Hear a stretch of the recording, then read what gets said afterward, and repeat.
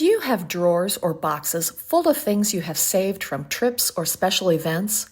Things that don't fit well in a scrapbook? We have lots of these souvenir memories from our honeymoon trip to Italy years ago, and I want to display them so we can see them every day. Find a frame that will work for your space.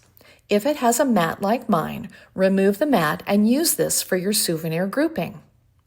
Lay your frame or mat on a surface and start to arrange your souvenirs in a collage pattern that you like. Start by creating a background with a map, patterned paper, or a special document. Then start to layer the souvenirs and photos on top. And because we had lots of items, I decided to create 3 separate collages. Once you have a design that you like, take the open frame or mat and place it on the top of a copy machine. Then start to lay your souvenir pieces in the same design upside down on the copy machine. Press copy and see your memory collages emerge from the machine. Once you have your copies, trim around the image, leaving about an inch border. Center the image behind the mat and secure it in place with painter's tape. Slide the mat into the frame and then secure it in the frame with the tabs. Hang your collage on a wall where you will see it every day and enjoy the flood of memories that they bring. I hope this inspired you to gather up those special memories from your drawers and create a memory collage for your wall. If all of your souvenirs from your past trips are just shoved in a box in the back of the closet somewhere, go grab them because I have some inspiration for you today to beautifully display things around your home. If you've ever come home with a handful of coins or bills that you didn't spend in a foreign country, don't just toss them into a drawer. Put them inside a beautiful glass jar on your desk or on a bookshelf. I love that you can actually see all the different currencies inside, and this just becomes a little conversation piece. If you have a collection of seashells, rocks, or other natural treasures you found out hiking or at the beach, give those a place to live too. A pretty jar, a glass box, or even a small trinket tray can turn those random little souvenirs into something you actually display. If you've saved any boarding passes, museum tickets, train tickets, concert tickets, or anything else from your adventures, tuck them into a beautiful jar and display them on a shelf or sideboard. There's something really fun about seeing them all together. I like to collect playing cards on my trips, and I found this old cassette tape organizer at the thrift store, which happens to be the perfect size for displaying playing cards. Choose a favorite postcard from your trip to display as art in your home. Find a pretty frame, add a piece of patterned paper or thrifted fabric back behind the postcard, and you've got an inexpensive piece of art that holds real meaning to you. You definitely can't find that at the store. A collection of postcards also looks really beautiful inside a vintage wooden bowl on an end table. Place it next to a chair where someone would sit and flip through the stack while they're waiting, and I'm sure it's going to be an instant conversation starter. Imagine adding more and more postcards to your bowl as the year goes on and seeing it overflowing on your coffee table someday.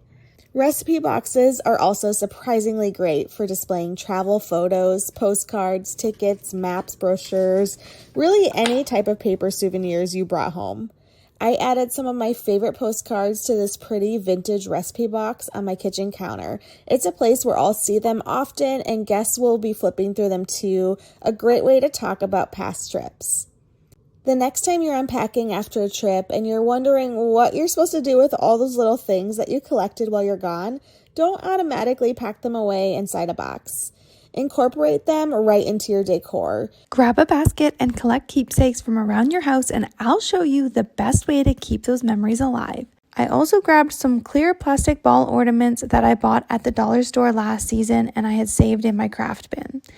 I removed the top and placed the keepsakes inside. For the first one, I added the shells from our vacation and I placed them inside the ball, filling only about a quarter full. I put the top back on and then I cut a piece of brown paper. I rounded the edges, punched a hole, and wrote on it the name of our vacation spot and the year, and then I tied it onto the top.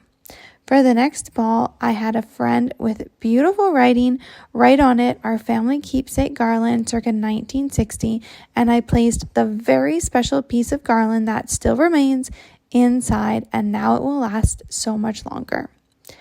For the Taylor Swift one, I placed all the bracelets that we had traded at the concert inside the ball. Then before putting the top on, I placed the wristband through the top part to attach it. And we also kept that little piece that covers the battery so the light still works.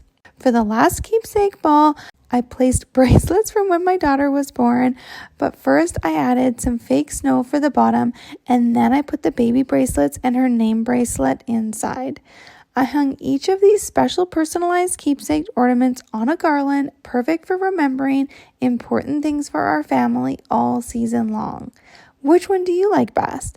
I hope this inspires you to use clear plastic balls and make memory ornaments for the season. Do you have old photo frames or wall art frames stored in your house? Let's give them a little makeover. For your first frame, remove the mat from the frame and then tape off sections of the frame with painter's tape. You can be very symmetrical with the blocks you tape off, or you can be asymmetrical. With a small paintbrush, brush craft paint onto the exposed areas of the frame. Paint those exposed areas on the side of the frame as well. You can give these spaces a couple of coats to get it solid, or leave it with just one coat so some of the frame color shows through. Once dry, carefully remove the painter's tape. If needed, go back with your brush and touch up any areas that need fixing. Now put the original mat back into the frame. Using the painted blocks on the frame as your guide, use your small paintbrush to lightly paint a broken line onto the mat that is an extension of the painted blocks on the frame. Now take some artwork, or in my case, a scrap of wallpaper in a coordinating color, and tape it to the back side of the frame with painter's tape. Enjoy the various patterns you've created on this frame. For your second frame, spray paint the frame in a neutral color. I chose to paint this dingy, dated frame a bright white. Draw a pattern on the outer edge of the frame by using a quarter. Lay half the quarter on the edge of the frame and trace around it with a pen or pencil. Do this around the entire perimeter of the frame. Now take your paintbrush and with your craft paint, start to outline the curvy pattern and fill in the space on the frame. Be sure to paint over your pen or pencil tracing lines. For this frame, I found a sheet of peel and stick wallpaper from the dollar store.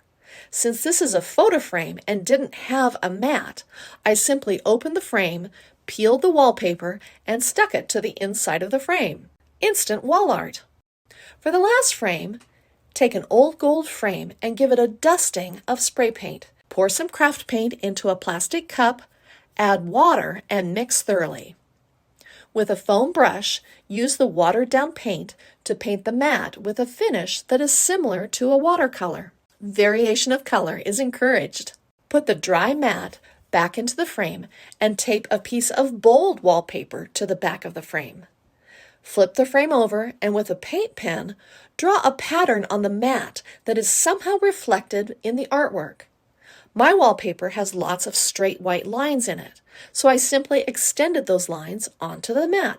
Now I used wallpaper as my chosen artwork, but you can frame anything you like. Display your new painted frames as part of a gallery wall. I hope this inspired you to paint some simple frames and frame mats to create your own unique gallery wall. Thanks for watching Home Talk. See you next time.